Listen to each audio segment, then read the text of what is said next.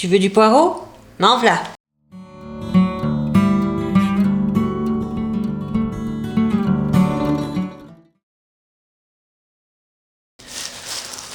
On va donc commencer par faire... Ah bah, ils sont balèzes, hein. T'as vu la taille des trucs? On va faire une fondue de poireaux au curry avec du blanc de poulet. Au lait de coco. Je vais sortir le blanc de poulet. Je suis allée chercher une passoire pour mettre les poireaux une fois qu'ils seront coupés. Et on va commencer maintenant. Vous allez voir que moi je les coupe pas en rondelles là. Je vais les couper en longueur.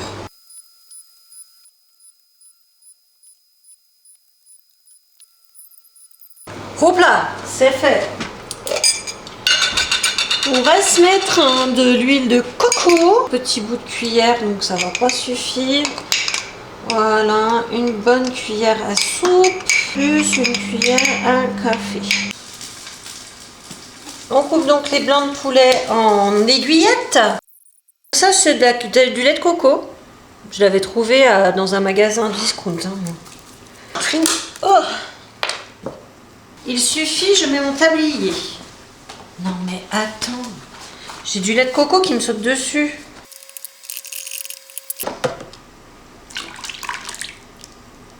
Du curry. C'est bien assez. Je vais couvrir ça pendant un moment. On va dire un moment.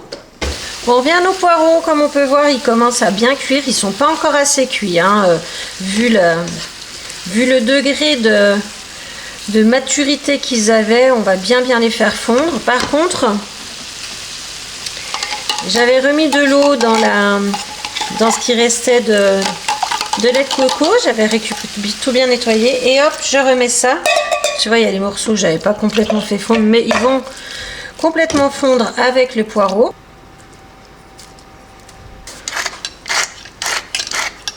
On va rajouter également du curry. On revient mettre du curry. Mettre une toute petite cuillère à café. Ça sent tellement bon. Là, on arrive en fin de cuisson. On va pouvoir s'occuper du poulet. Je vais chercher le poulet. Alors, et voilà. Mettre un petit peu d'huile de coco. Hop.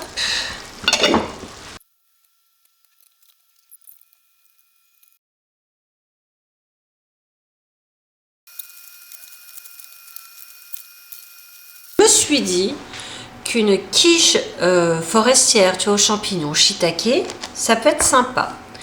Et ça me donne aussi l'occasion de vous présenter une pâte à tarte cétogène, sans farine, donc sans gluten, qui peut être super sympa. Donc on va commencer ça tout de suite pour faire cette pâte à tarte qui va être une pâte à tarte qui est à elle seule bien épaisse, bien costaud. Donc il faut bien vous dire que les parts de tarte vont être assez fines parce que c'est quand même costaud. Il va vous falloir 200 g de poudre d'amande. Il vous faudra également 2 œufs. Et ensuite, on va mettre de la graine. Donc, on va mettre 15 g de graines de tournesol. On va mettre 15 g de graines de pavot. Et on va mettre 15-20 g de graines de courge. On va mettre du sel, on va mettre du poivre. On fait ça tout de suite. C'est parti, on y va. Elle est à 0. Tu vois ou tu vois pas? Tu vois. Je vais te faire un petit zoom, tu verras. Ah bah, elle n'est pas à 0, elle est à 4 là. 0. Voilà. C'est parti pour 200 g de poudre d'amande. Ça va faire notre farine.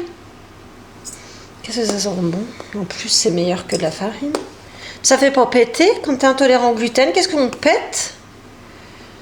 Ça fait pas péter. Je crois que c'est Isabelle qui m'avait dit qu'elle était intolérante au gluten ou allergique, enfin qu'elle mangeait sans gluten. Ben là, voilà, tiens, hop. En voilà une de recette que tu vas sûrement kiffer. Et j'aurais voulu faire exprès, j'aurais pas réussi. 200 g, tout rond ballon. Des graines de pavot. 15 g, 15-20 g.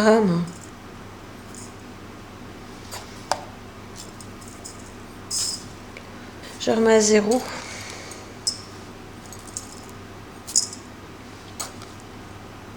Dix. 14. Ouais. Et 15. Voilà. T'as vu l'œil que j'ai? Œil de lynx. On va mettre plus là. C'est très bien comme ça. Allez. Bip bip, mon four est prêt. Il est chaud, mais je suis pas prête. Étends-toi chérie.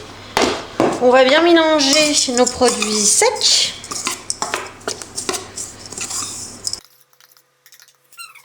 Un petit peu du sel. Un petit peu de poivre. Que voilà. Et on va maintenant passer nos œufs. Hop. Et hop. On va prendre notre pâte.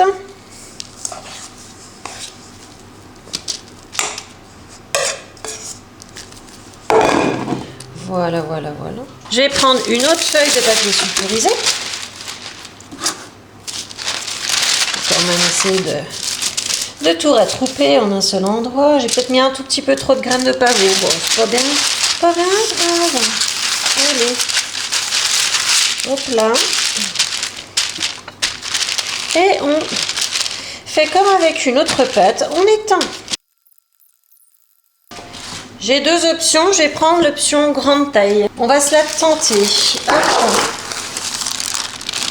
On enlève délicatement la partie du dessus. Hop. Et maintenant, je vais ajuster ma pâte pour qu'elle tombe bien dans le moule. Hop. Oui, moi, j'en vais en avoir un tout petit chouille de trop. C'est très bien. Elle n'est pas trop épaisse, elle n'est pas trop fine. C'est parfait. Donc, je la retravaille un peu sur le bord. Elle va se rétracter un petit peu, donc il ne faut pas la mettre trop au ras parce qu'elle va un petit peu se rétracter. Mais moi, j'aime bien faire un petit truc un petit peu plus net quand même. Chaque fois que je m'amuse à faire ça, il y a une catastrophe. Mais bon, on va voir aujourd'hui. Hein. Hop.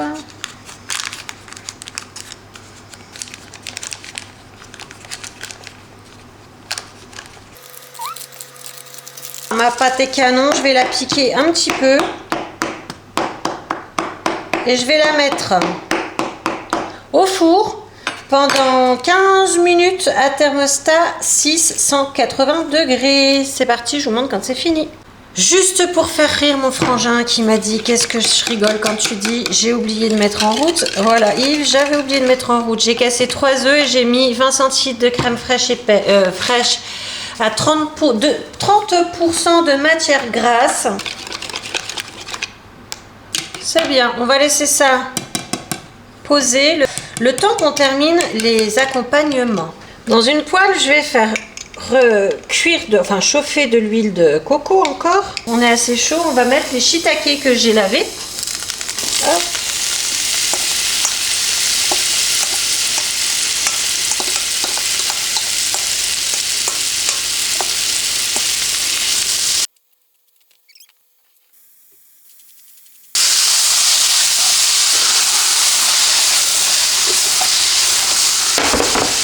Je vais les faire bien venir comme ça, trop mignon. Je vais pas de persil frais, mais je vais en mettre un petit peu comme ça.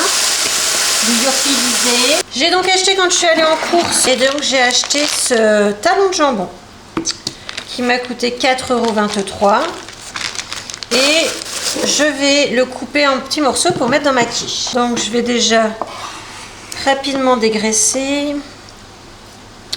Alors on dégraisse pas, ouais bah c'est bon.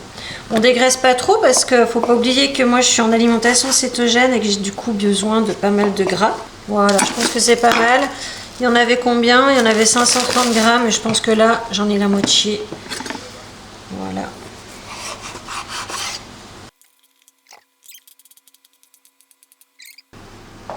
Donc, je récupère mon appareil. Je vais mettre dedans du comté. Voilà, pas plus, juste une petite poignée comme ça. Je vais rajouter tous mes jambons là, dedans, et mes champignons.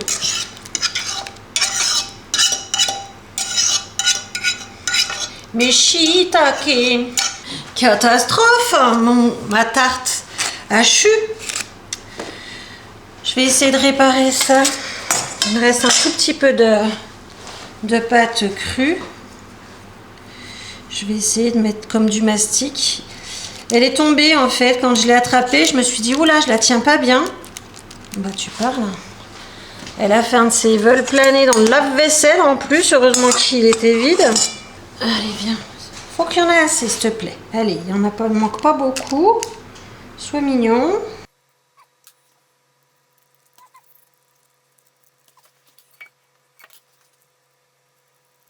Top, j'arrête de toucher parce que ça va devenir catastrophique. On va mettre notre appareil hop, dedans.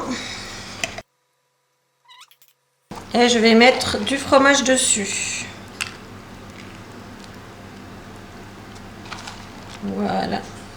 Et je vais mettre ça au four pendant 40 minutes à peu près à 180 degrés. Ok ?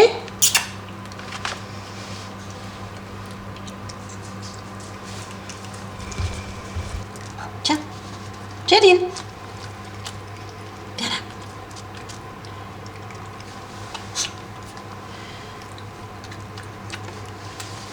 Et tout.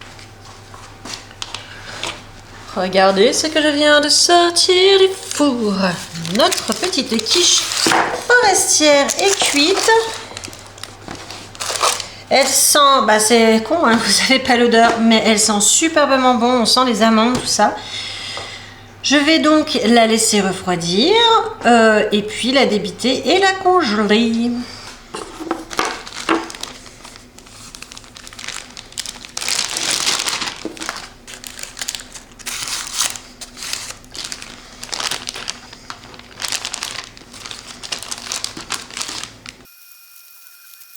On va arrêter là la session cuisine pour le moment parce que je pense qu'une fois montée ça va être une grosse vidéo. Donc on a fait cette pâte à tarte, mais à tarte salée par contre. On a fait les poireaux avec le poulet coco, lait de coco et curry et cette quiche forestière. Je pense que c'est déjà pas mal. Cette vidéo est à présent terminée, j'espère que ça vous a plu. Si c'est le cas, n'hésitez pas à mettre un petit pouce en l'air, à commenter et à partager ma vidéo. Ça me fait super plaisir et ça m'aidera beaucoup dans l'évolution de ma chaîne. Je vous embrasse super fort et je vous dis à très vite. Ciao, ciao!